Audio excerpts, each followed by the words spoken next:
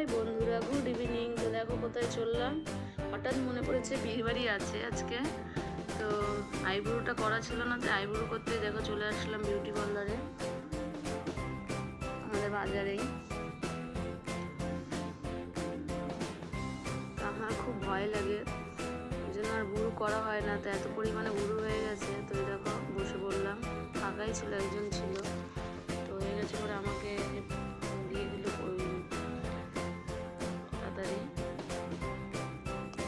দিদি শুনেও হাসছে, সেই পুজোই করেছিলাম আর এই বিয়েবাড়ির যাবো বলে আবার গেলাম। সেটাই তোমাদের সাথে শেয়ার করলাম। যে মজার বিষয় আমার মনেই নেই যে বিয়ে বাড়ি আছে। তো আস্তে আস্তে রাস্তার পাশে বাজারেই দেখলাম যে ফুলের দোকান, তো ফুল নিয়ে নিলাম, নিয়ে বাড়ির দিকে চলে আসলাম। সেটা দেখানো হলো না।